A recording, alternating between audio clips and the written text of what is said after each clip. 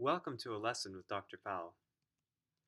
Let's take a look at an RSA type of crypto system, public key, and how it might work. It's going to be a little bit different than how RSA usually goes, specifically because I'm taking our message set to be something we're modding out by here, just a prime instead of like a product of primes. But nonetheless, this will kind of show you how the basic process works. Changing this modulus is an important thing, and working with what exactly it is to make things secure.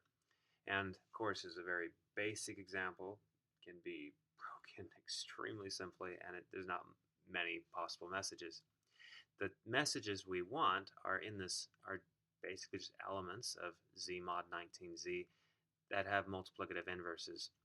Now, in practice, we won't know if an element has a multiplicative inverse or not because we won't know this modulus.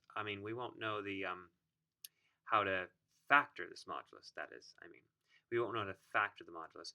We will know that we might be working mod 19, but not knowing how to factor 19, we won't be able to actually determine this part. However, in practice, the probability that our message actually is problematic is pretty much zero. So there's no chance that you really would run into such an issue. Okay, so looking at that, let's walk through an example here. We're going to take a message, 2-bar, and we're going to encrypt it, and then talk about how it would be decrypted.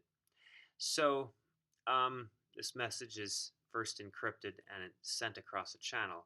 No one knows how to decrypt it because they won't know how to find the decryption exponent to decrypt it, because in order to know that, they'll need to know how 19 factors. In our case, 19 is actually prime, but in general, people, you want to pick this modulus, so that's unknown. But we picked it here so we could actually make a computation and find that decryption exponent. So what we're going to do is we think, okay, so the messages live in this mod. They live mod 19. Okay? But the exponents over these messages live in a different mod. They actually live in phi of mod phi of 19. Okay, where phi is the Euler phi function. In this case, 19 is prime. It's 19 minus 1, which is equal to 18. Now reviewing, what is that? The Euler phi function. It basically says how many elements there are in this group, really. And be thinking about different consideration cosets and whatever else. If you have, this is a finite group, and if I raise any element to, or kind of repeat the multiplicative group operation here the same number of times as I have elements in the group, I'm always going to get back to the identity. And so, therefore, the exponent of the number of things in the group, multiplicative group, which is 18, is behaving like an exponent of 0. So the exponents behave mod 18 here. So this e equals 5 as an exponent is behaving mod 18. So we want to find, so let's think about what happens. We take 2-bar, raise it to the 5th power, and then the decryption exponent, if we were to decrypt it, call it D, what would happen? Well, we would end up getting, we should end up getting 2-bar to the 1, so we can reveal our original message. So we encrypt it, then this decryption will take us back to 1, which means 5 times D, that's going to be 1 mod 18. In other words, D is simply the multiplicative inverse mod 18 of 5. So we just got to find that. So we think, okay, 5 times what will get us 1 mod 18? We can do this. We can think, first of all, well, what gets us close to 18? 5 times 2, which is 20. That's 2 more. But I wouldn't want that because I don't want these guys to have this have any common factors with 18. So let's try something else. What about 5 times 3? That gets me a little closer to 18. Then I'm let's see, negative 3. Okay, and then if I multiply, so negative 3. Oh, but 3 is a factor of 18, so I wouldn't want to use that. Okay, so go back. All right, this is just kind of guess and check, I suppose, at the moment. All right, so let's go and think. Okay, maybe 5 times, okay, 20, 18, so 36. Maybe I'll try that. So a multiple of 18 is 36, and I think, okay, how can I get close to 36? Well, wait a minute. 36 is, well, let's see, 5 times 7 gets me close there. In fact, it gets me right there. 5 times 7 is almost there. It gets me to 35, which is negative 1 mod 18. And then if I multiply by negative 1, that would get me to 1 mod 18. And notice how this 7 and this 1 don't share any common factors with 18. And that actually gives me, it's just another way of, in a simple case, of at least finding the inverse of something in a mod. I call this target inversion, if you will. You're trying to target to the, around multiple of the modulus. Kind of a way to do it in your head. But anyways, 5 times, so it looks like 7 times negative 1 will take us to 1 mod 18. And so it looks like the decryption exponent should be negative 7.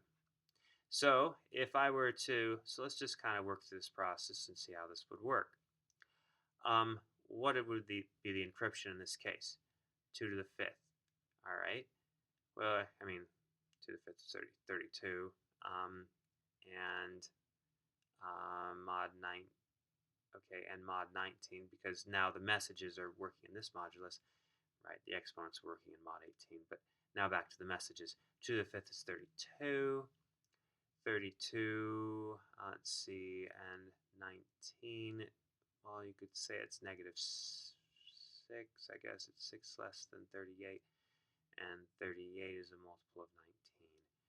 Okay, so negative 6. All right, so we encrypt this message to negative 6 bar. All right, and now the question is, if we raise this to the negative 7th power, do we get back to our original message? We should. Let's try it out.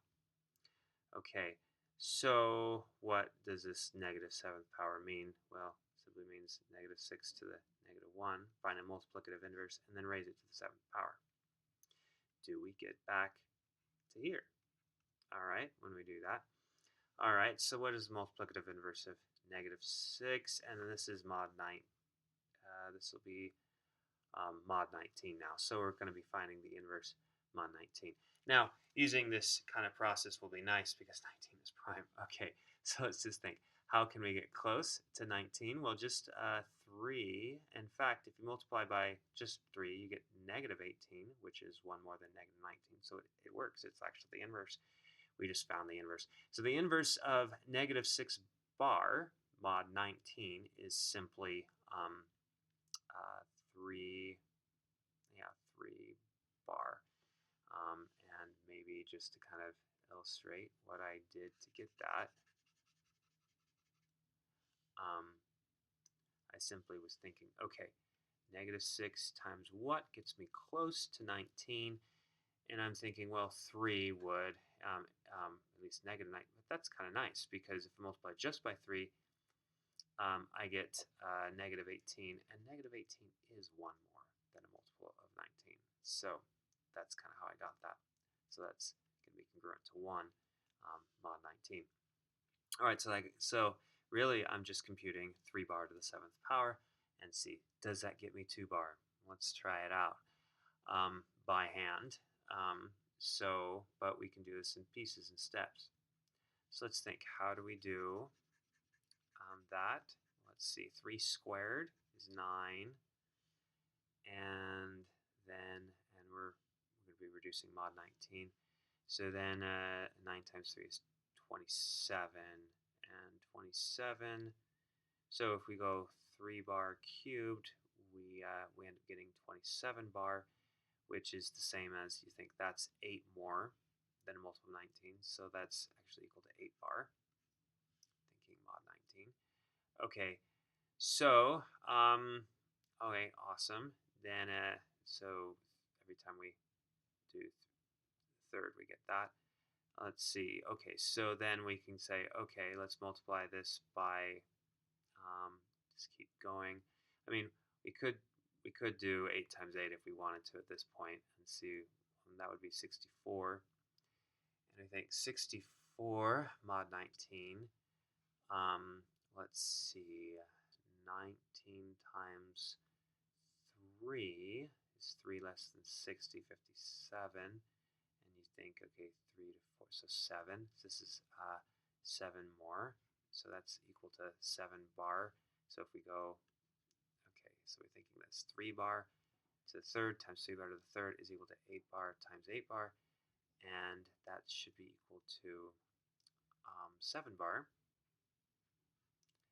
Okay, and then we think, okay, then we're going to multiply 7 bar by 3 bar and see where we end up getting. So 7 bar times 3 bar, and we end up getting 21. Okay, now notice 21 bar right here is a message, and it's 2 more. Then it's 2 more than a multiple of 19, which is good, because since it's 2 more than a multiple of 19, we got back to our original message. We got back to 2 bar. That worked out awesome. So not too bad. We were able to do this process, and we just checked ourselves by hand and noticed that we could get back here. Notice how we could do this by hand, because we keep on reducing at each step to give us smaller numbers.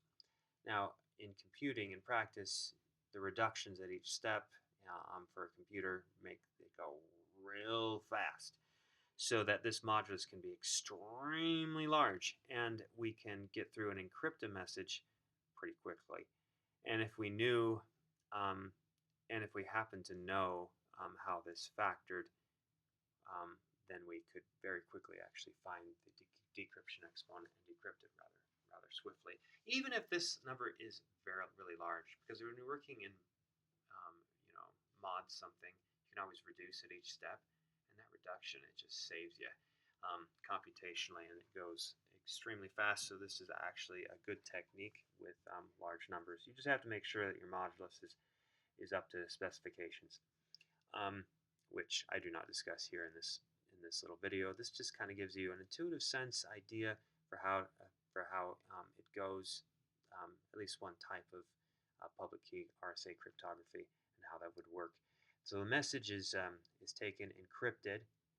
So 2 bar would be taken encrypted with the encryption exponent, and then so no one knows how to decrypt it. It's sent across the channel. At the other end, we know how to decrypt it, but no one knew how to do that on the way, because they didn't know how that big guy factored. So that's the key, is if we can keep that safe, we can so no one knows how to work with that, so they don't know how to take the phi of it, the Euler phi function. You don't want them to know the Euler phi function of 19, because if they knew that, then they could find the decryption exponent. So we kind of try to keep that hidden. Anyways, and there's certain ways of doing that in a very nice way to keep it substantial, at least sufficiently hidden. Okay. Thank you for watching.